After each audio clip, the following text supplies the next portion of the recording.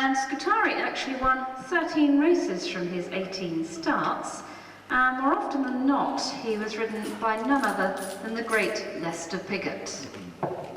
Lester Piggott also did extremely well riding this horse's father, who was something of a racing legend in the late 50s, early 60s.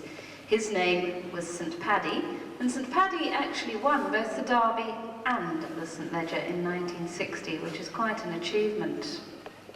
He is also very well connected on his dam's side of the family, because grandfather was the former top Irish racehorse of his day, a horse called Ragusa, who won, among many races, the Irish Derby. So this is an extremely well-bred stallion. Now, about 11 years ago, he gave up racing to stand as a stallion at stud. And he has sired many top competition horses, not just in racing, but also winning show jumpers, show horses, and eventers. And what he'd like you to do in a minute is to imagine that you're actually at the races. You've just won a nice little bit of money on him. So you can then show due appreciation by cheering him home to the winner's enclosure. And you can do this by making as much noise as you can in any way you like. So are you ready? Steady, go.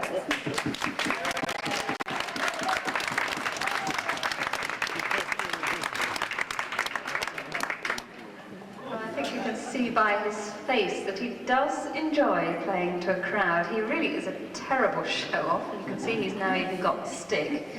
And I hope you realise that when he tosses his head when he goes by, largest and strongest. And these are, of course, the mighty Shires. And they must be where the term horsepower originated, because each of these horses weighs not far short of a ton, and they can pull double their own weight without even really trying. We have 16 Shire horses here at the centre, including Britain's famous only twins, who are actually having new shoes at the moment, so they're not forward for the parade. But our Shires range in age from just a few weeks old, and that's the little foal outside in the paddock with his mum, to our oldest broodmare, who is only 12 years of age, so they're all still very young horses. And here we have two young working Shires. They're both only just 7 years old. The roan horse nearer to you is called Montgomery, or Monty for short, and the black horse is called Winston. And these two have been together all their lives. They were born on the same farm in Somerset, just 3 weeks apart. And they've been with us since they were 2, and they are now fully trained working horses. And that training process does take a good 2 to 3 years. Now these two spend twin Shire horses. And despite the fact they are rather tall already, they are only babies. They won't even be 3 until the 1st of August. So they're going to grow for approximately another 2 years. So they're certainly not stunted in their growth because they are twins. It's actually not that uncommon for a mare to be carrying twins, but obviously they have to grow very rapidly to a very large size, ready to be born, and her body can't physically cope with that as a rule, and they nearly always die halfway through the pregnancy, or just occasionally if one dies early on, you'll save the other, but these two are quite unique. And the gentleman that bred them rather enjoyed a pint or 2 of a lager called Budweiser. So he thought Budweiser was just the name from the one foal that he, of course, was expecting his mare to produce. Well, when she gave birth to the twins, he had to adapt that slightly, and what he did was rather clever, because on the outside, we have the older by a few minutes Bud, and nearer to you at the moment, Wiser, his younger brother. Now Wiser, in fact, we used to tease rather a lot about not living up to his name, because to put it quite bluntly, he was very much the thicker of the two. Well, since we've started training them in the last few weeks, we've had to go down on hands and knees and apologise to Wiser, because he's now proving us wrong. He's come on in leaps and bounds, a bit like a late starter at school, and he's really living up to his name. And we do have high hopes of these two, because they have such a close bond between them. They seem to do everything together. And we're convinced that, just like some human twins, these two know exactly what the other one's thinking. Bud and Wiser, Britain's only twin Shire horses. This is the New Zealand-bred former top international Sea Pearl. The Sea Pearl's been in Britain since he was 5 years old. He was ridden successfully for many years by Malcolm Pyra. He's jumped for Britain many, many times, and he's won more than £50,000. And in fact, as recently as 9 years ago, this horse was as high as number 7 on the world show jumping rankings. His achievements were particularly notable because of his size. He's not very big at all for a show jumper, but having said that, he was so athletic that he could jump virtually anything. And he was also so quick around a course of fences that he was at one time Britain's leading speed show jumper, Jungle Bunny, and he was actually Britain's leading horse in 1979. He was always ridden by the Lincolnshire-based rider, Lionel Dunning, and together they formed one of the most famous partnerships in British show jumping history. They've won every major title in the world, I should think, over the years. He's been leading horse at Wembley's Horse of the Year show, leading horse at Hickstead, and he holds many records in show jumping that will never be equalled or beaten. And one of those involves a competition called the Nations Cup, which is many are still in regular use. And either singly or together, these are the two that are driven to those vehicles. They go out quite regularly. They take the horse-drawn hearse out to funerals.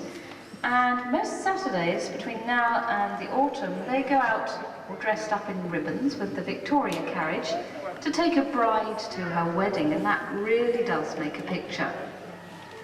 Now, despite their strong resemblance, these two are not related in any way at all. The one nearer to you is half Welsh cob and half Hackney. He's called Cupid Casanova.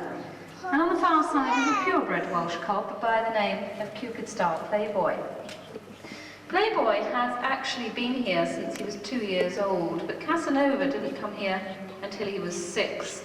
And that was mainly because it took us so long to find another one that showed a similar enough likeness. Because obviously they had to be the same height, the same colour, and they had to have those white markings on the same 3 feet, with almost identical blazes running down their faces. And just by coincidence, they're also very... Now when he's in harness, they really are very hard to tell apart, and I must confess the only way I know is that I know which one drives on which side. Cupid Star Playboy and Cupid Casanova. East in the British Shire, Britain's largest breed. This is Britain's smallest breed, the miniature Shetland, and this, of course, is one of the residents of Mini World. Now, the Shetland pony we're used to seeing stands about 42 inches high, but the miniatures must not exceed 34 inches, measured from above the shoulder down to the ground. Now, many of our ponies are in fact quite a bit smaller than that. This little lady is no exception. Her name is Maisie. She's very typical of the breed. She's extremely stubborn, extremely spoiled. And her favourite hobby is looking scruffy and dirty. She really is a little character. But she measures, even now that she's fully grown, under 28 inches high, so she is remarkably small. Now, when we register these ponies with the society, it's really expected of you to give them rather a posh name, and we found a white record breaker. Maisie, the smallest pony on the Isle of Wight. Where in this wide world can man find nobility without pride, friendship without envy, or beauty without vanity? Here, where grace is laced with muscle and strength by gentleness confined, he serves without civility. Thank you very much.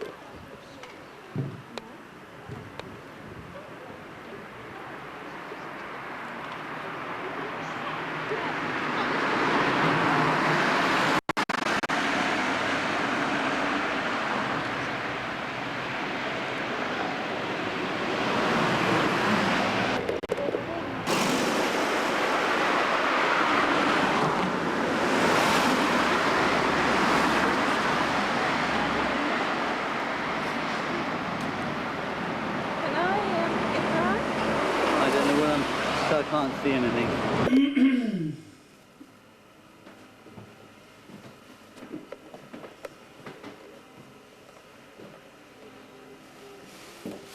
It's more from sort of then this angle that she looks like Fiona.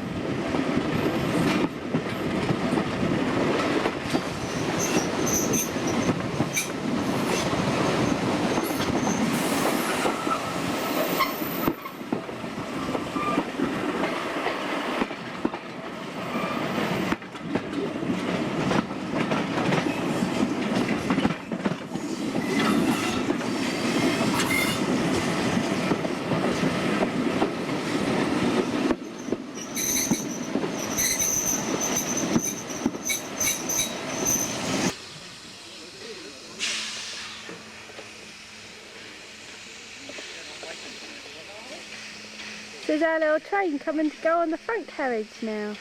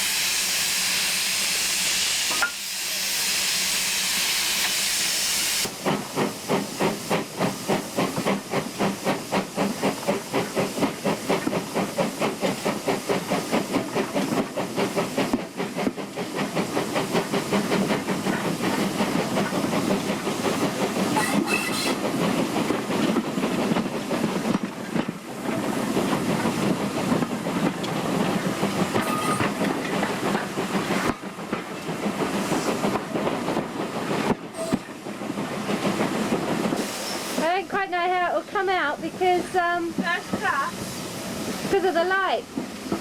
First class Oh, yeah. passengers, definitely.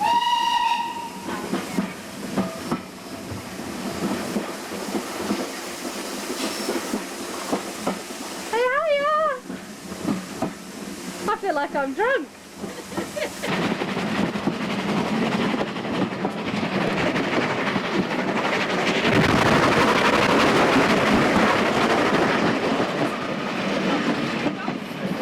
I did.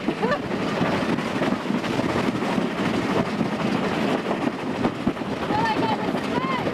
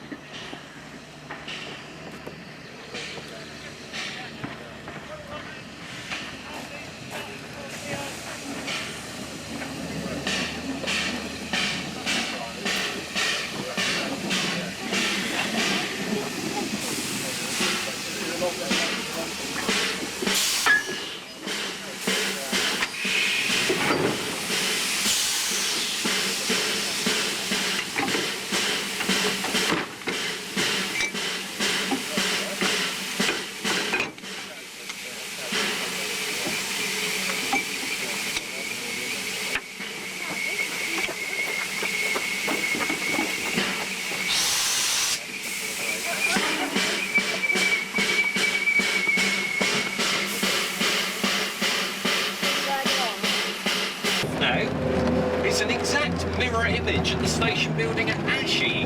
Now, some of you might have noticed that if you've just come through from Smallbrook. It's the disused station building about halfway between Smallbrook and Haven Street. A rather nice private house now, you may have noticed it. Well, Whippingham over there, that's where the royal carriage would meet her to take her name to the house. But records actually show that she never in fact used it. And it's another station, as you'll see, is miles away from Whippingham itself.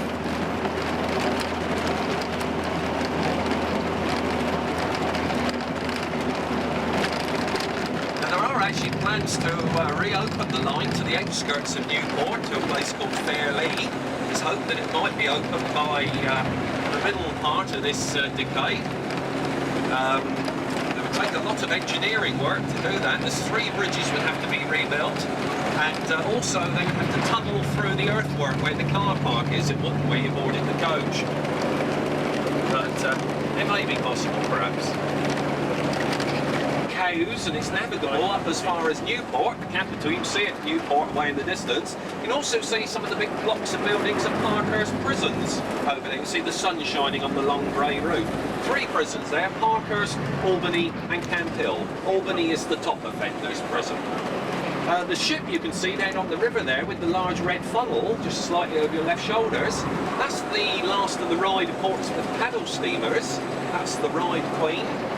She was withdrawn in 1969, towed up the river there, and for many years was a floating nightclub. It shut about 3 years ago, but members of the Paddle Steamer Preservation Society are working on it now. The Avenue, which was actually named after one of Queen Victoria's daughters, Beatrice. And this will take us on a little circular route and down, firstly, to the beautiful little Royal Church at Whippingham. Before that, though, another lovely view down onto the river and up towards Newport. Now, as I say, we do have a 10-minute stop at Whippingham Church just to let you stretch your legs and take any photographs. The Church of St Mildred here, actually designed by Prince Albert, the Prince Consort. Although he actually died before it was completed, so he never saw the finished thing. And this is the church that was attended by Queen Victoria, Prince Albert and the royal children when they were in residence at Osborne House. Sailing tutor up here for 10 minutes, please, just to let you... Is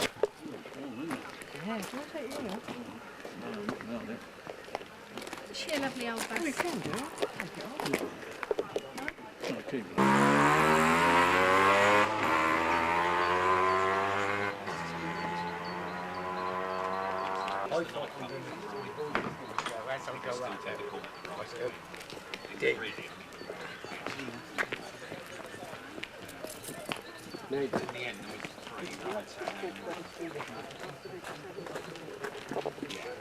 Somerset these really. Upgrading safety of the Victoria's favourite residence. She actually died at the house here on the 22nd of January 1901, after which the house was left to her son, Edward VII. He turned part of it into a convalescent home for the services, which a small part of it still is to this day, although some people reckon if you'd have been stood at the gates on those nights, you'd have seen old Edward VII running across the road in his nightgown. As you can see, the ground's beautifully kept here. You can't quite see the house from here. It's about 200 or 300 yards ahead of us in the trees. As I say, as well as the main house, 3/4 of a mile away is the Swiss cottage. That was like the sort of playhouse of the royal children. And it's joined by a horse and trap ride, which is at an all-inclusive price. Doesn't matter, Kim. John Wayne.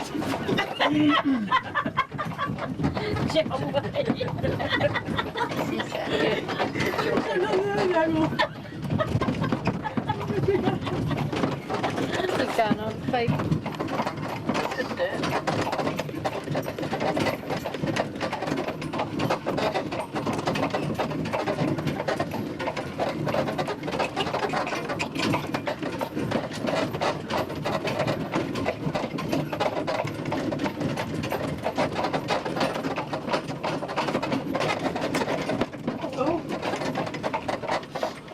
Can you see the cottage yet?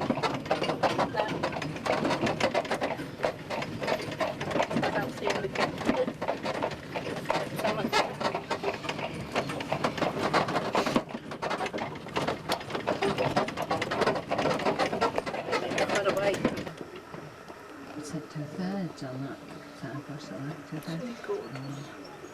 He's a beauty, isn't he?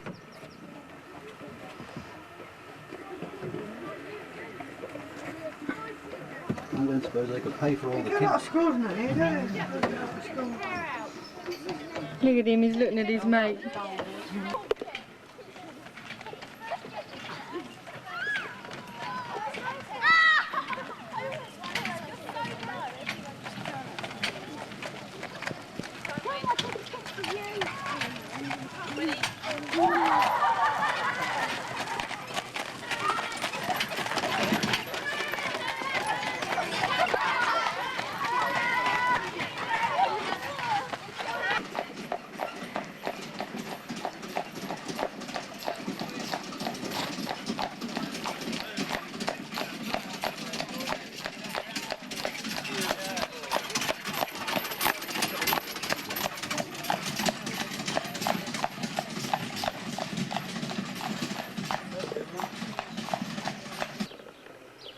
Right, this is May the 4th.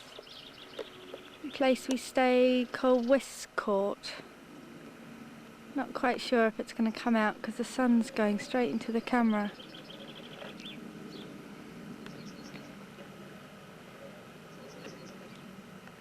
That's a bit better. Original part of this was built in 1815 or something around there. Beautiful big place, all falling apart. the original front door.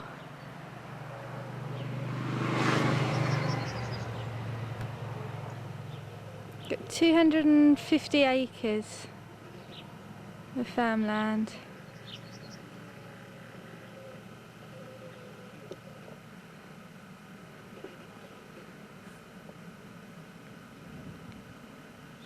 So onto a busy main road, which is quite busy this morning. I'll take you down and have a look. Here we are, standing on the road waiting to go down the drive, which is here.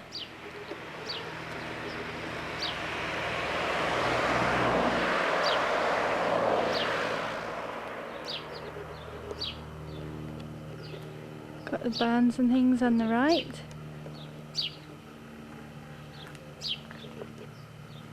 Again, I'm not sure about the sun.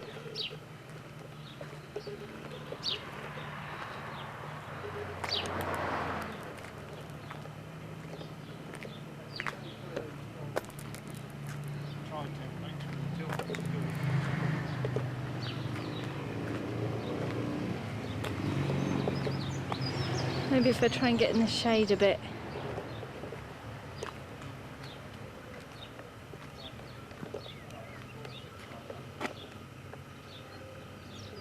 No, don't think it makes much difference.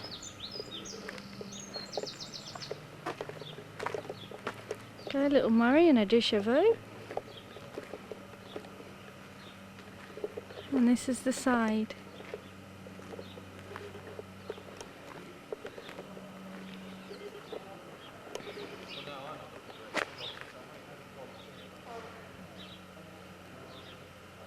That's our bedroom there.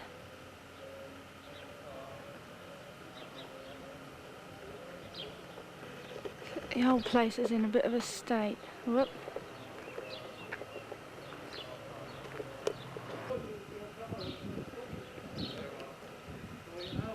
The state of the roof.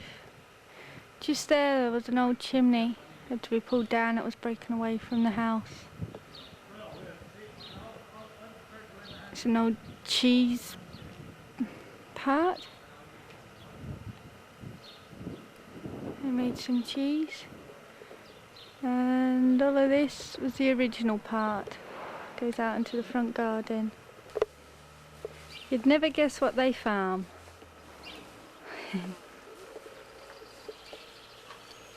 Well, he's off out.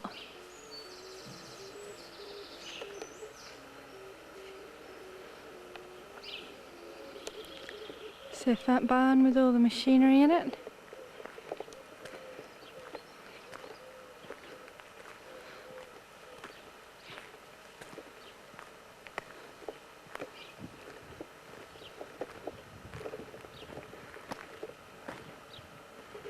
That's one of their cottages.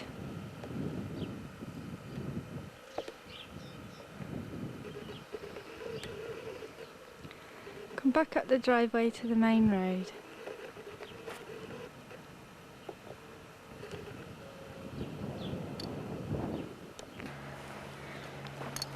But I think perhaps 2 would be Bigger bang. better for the purpose. Then the ball would carry further. Perhaps we could hit something 200 yards away. Although it's difficult to be accurate over 80 or so yards. The village fowler can hit things 300 yards away with his rifle. But rifles are very few and far between, very expensive.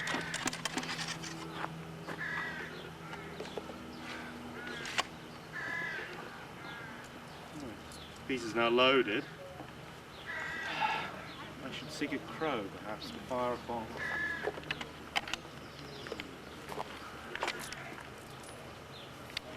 So I put it upon the rest. The musket is heavy, and if I have to remain loaded and waiting for the enemy for some period of time, it's best to leave it upon the rest. So the order then comes to prepare to give fire. I place the match in the serpent, this. Well, he is too mean to give us any flintlock or dog blocks. So we have this sturdy but cheap I then test the match to see that it comes down in the right place. It seems to do. And I shall discharge the piece. There's a crow yonder. God, it is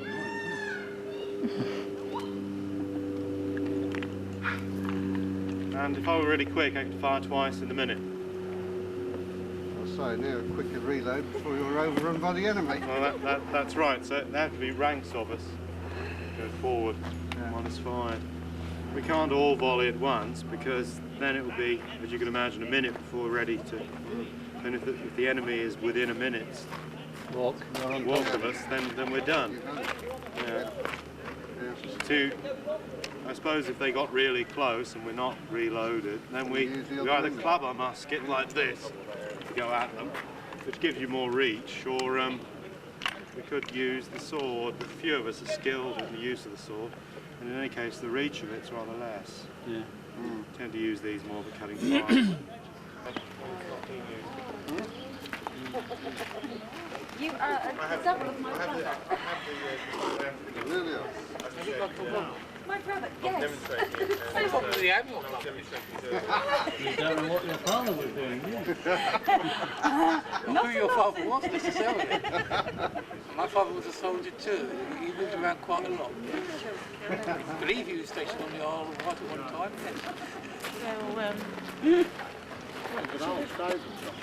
Would you like to see? This is Araton Manor.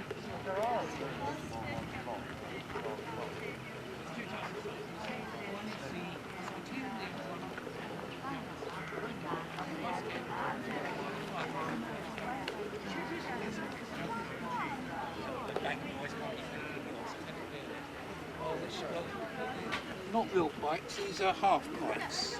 A real pike is about twice as long as this, and it has a 2-foot steel bladed tip on the end. But we're having lots of short people coming through to visit this.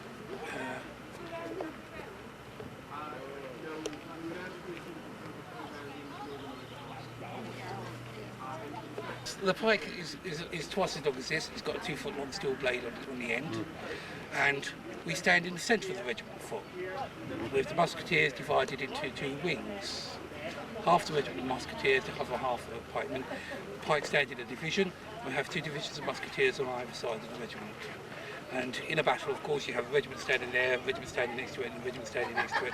Cavalry on either wing, and a second rank of foot behind, the second line of foot behind the first line of foot. And during the course of a battle, both lines would advance upon one another. Cannons would roar, and musketeers would blaze at one another until one side gets scared, or scares the other more than they're scared themselves. In which case, the side that is not so scared as the other side is on the verge of victory. At that point, the pike divisions would be called upon to advance, push a pike, point of pike, to advance upon the enemy and drive them from the field. I'll show you how that's done. As you can see, as a pikeman, I'll wear armour, back and vest, leather coat, a pikeman's hanger, or short sword. I have sausage bag, or slug, or snapsack, however you care to call it, which is normally called a sausage bag, which would keep all our gear when we're on the march. When we're standing still, we'd have the pike at the order in such a manner. Our left hand upon the hilt of our sword in a gentlemanly manner, and my right foot in a graceful fashion in advance of my left. When we need to move, give the order to advance our pikes, like so. And from this posture, we can go to all the other positions of the pike.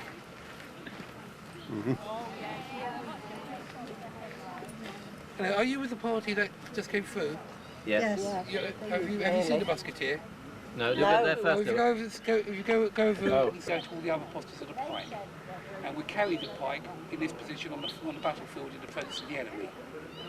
Obviously, you can't carry it like this on the march, because with an 18-foot long pike, not only does it get heavy and heavier and heavier on the march, it also gets tangled up in treetops. You carry the pike at the shoulder, much more comfortable.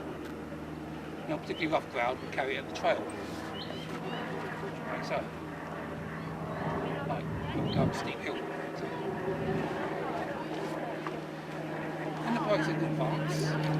Now, should we be called upon to advance upon the enemy, the pike division can be up to 8 ranks deep, anything up to 100 men wide, all with their ranks staggered and the pikes interlocked. I'll show you. If you try and imagine me as a fearsome body of this size,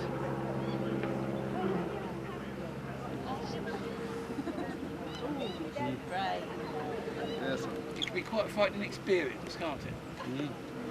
Nobody likes being jacked in the face with a pointy finger. No.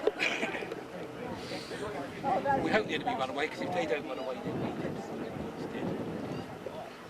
Not to mention you might get killed. There is that.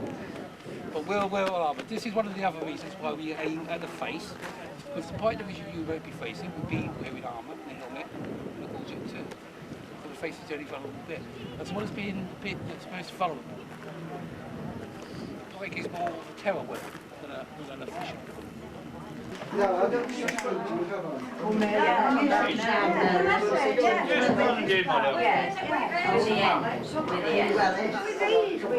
We have another chair here.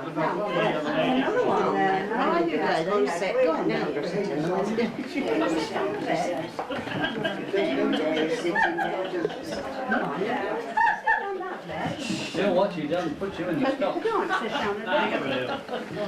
Welcome to our house. I trust the steward has made you welcome on your entry. Yes.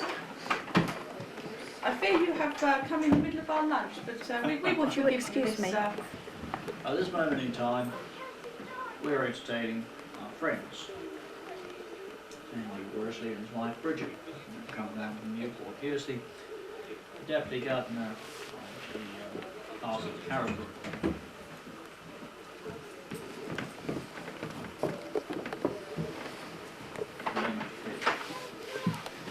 We are very good friends here on the island with them, but there seems to be some purpose behind Sir Henry's. Aye.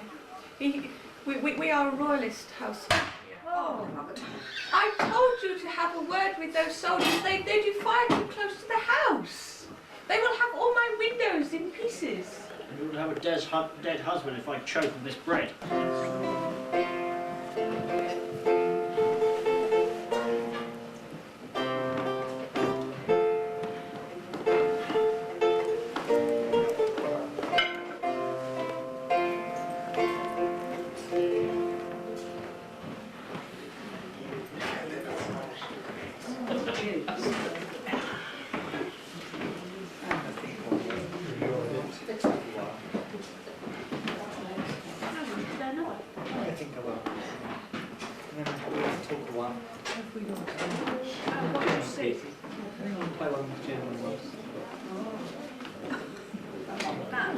This.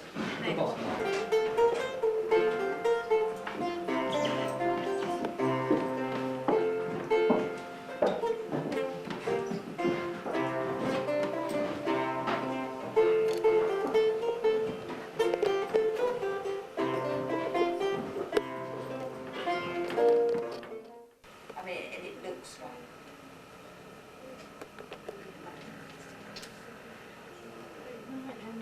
Last time we rode it, but this one was only 12, so.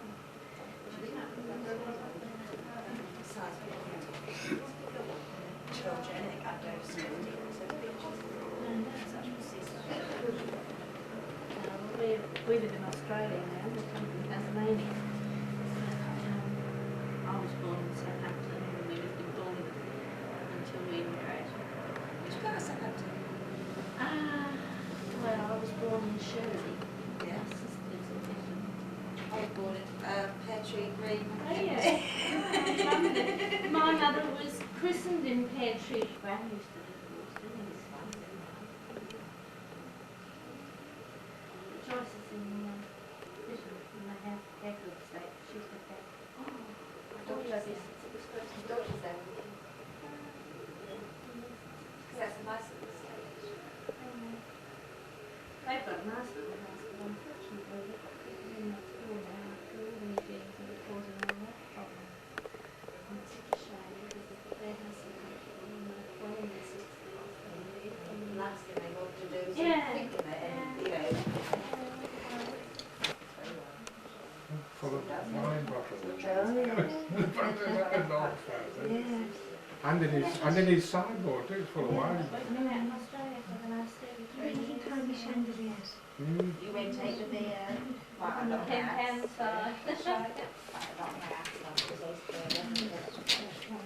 Stay with us before he's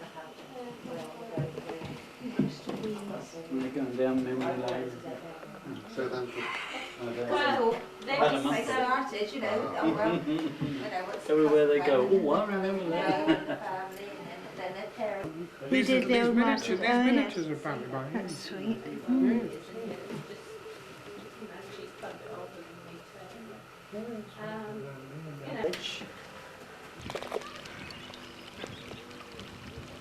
Sure, if one of those fish took a bite, they'd fall off.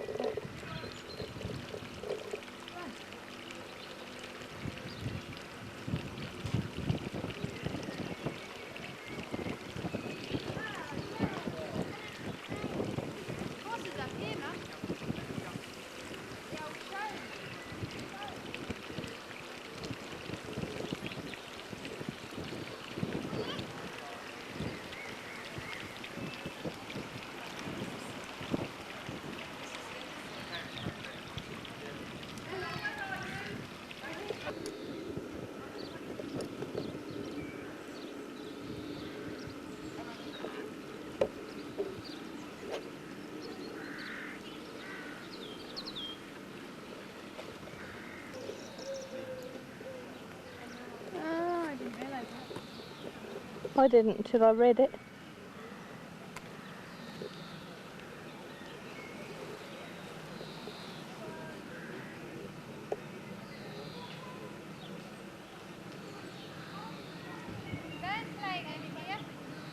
Is there?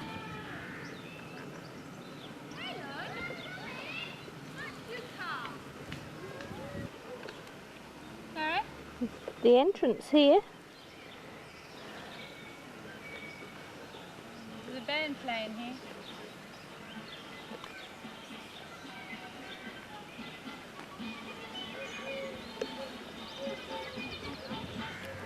They're big-headed peoples.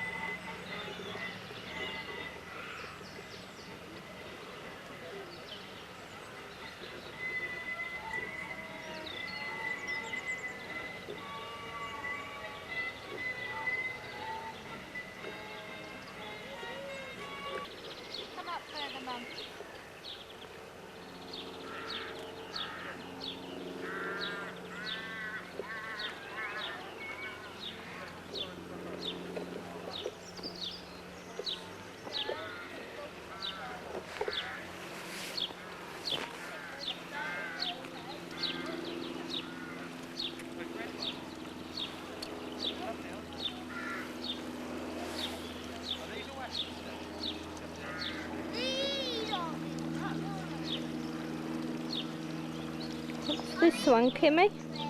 Sorry? What's this one? Monteagle Hotel. Tennis and ballroom dancing at no extra cost. Oh, look at ballroom dancing it and the Yeah. And archery in the front garden. oh, look at the ballroom dancing I going. was going to say, can you hear it? I wonder if you can get it out on that.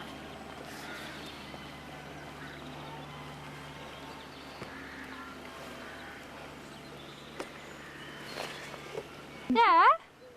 Why not that size? You are when you get your shed done. You make all the furniture. Well, what do you want to do, really?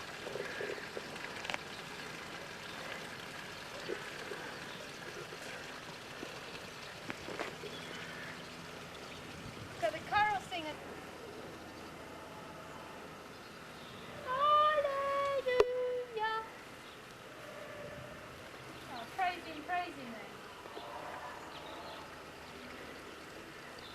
God, it reminds me of school. Isn't that? Can you hear it? When you keep quiet, I can. You can hear it better around here, Mum.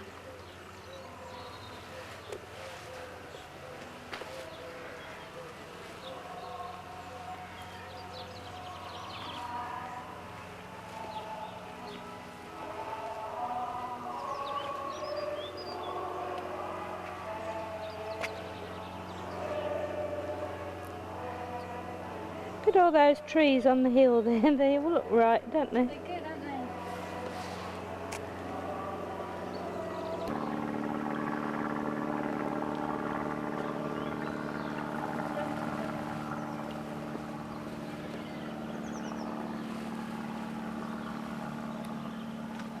Oh,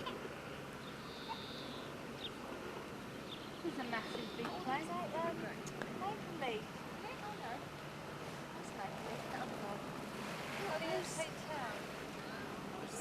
Whose hotel? That one would be nice as a playhouse.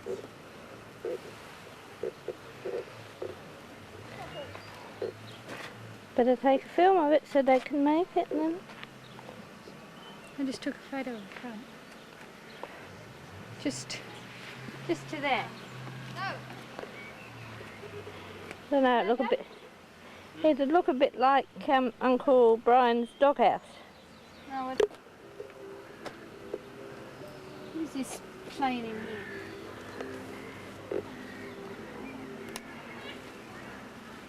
There's the giant.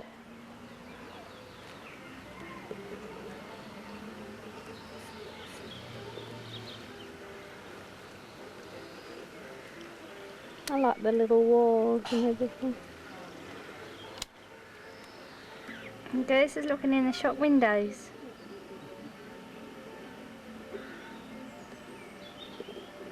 Walking up the street of Shanklin in yesteryear. Cake shop. What's it called? E. Rayner.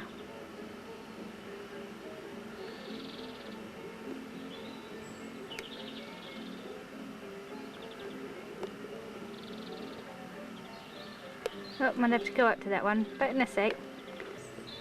This is in the toy shop. There's all condensation on the window.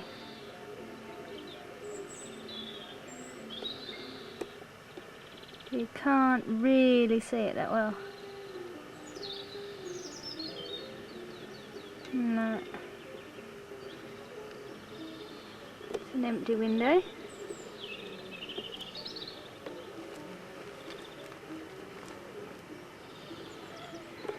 We go up to Kent's.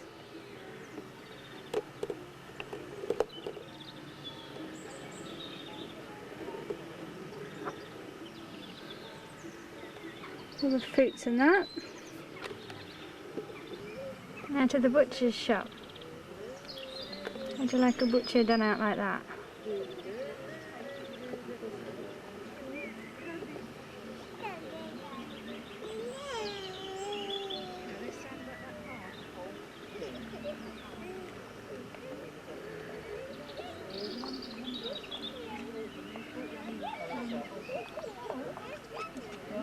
Fish shop.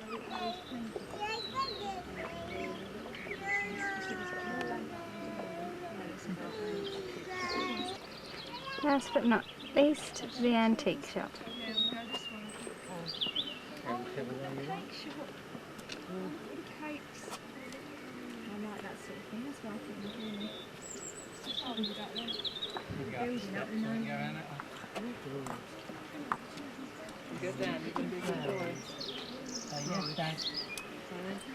Oh. Come on. Oh, man. Fish monitors. You don't want Oh,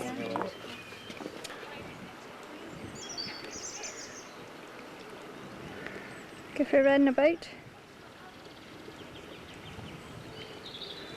Or just go for a swim?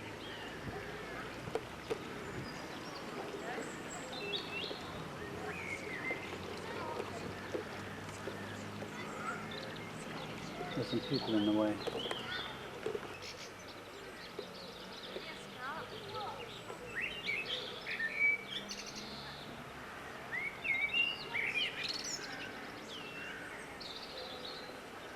No, it isn't the real thing, it's me. God, there's a monster. Big giant.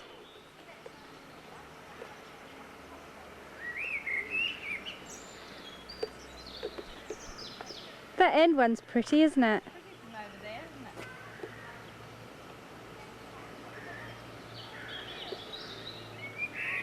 isn't it? We're on the way out now, are we?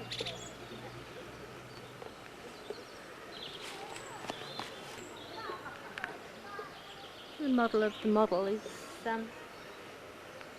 takes in the whole thing as well, right the way up to the back theme. It's really good. Don't forget the other one over there, Tim. Where's the other one? Down near the gate. Down near the gate. Oh yeah. Don't quite know how close I'm going to get it, but That'll do. that's another light. You got the old. Maybe it hasn't. It takes a while, while don't to forget. No, I thought it switched itself off.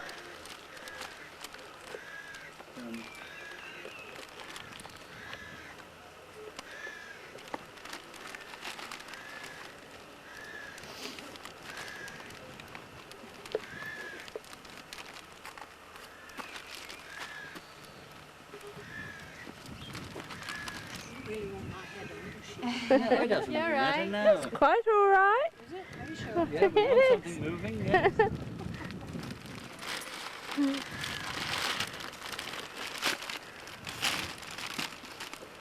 It must be a sitting post. It's a sweet little house, isn't it? Ooh, it's a big house. There's another car right there.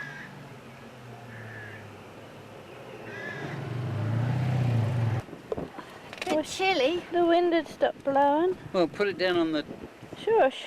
thing there. Hold on. Can you see it all right? Yeah, I've got it on.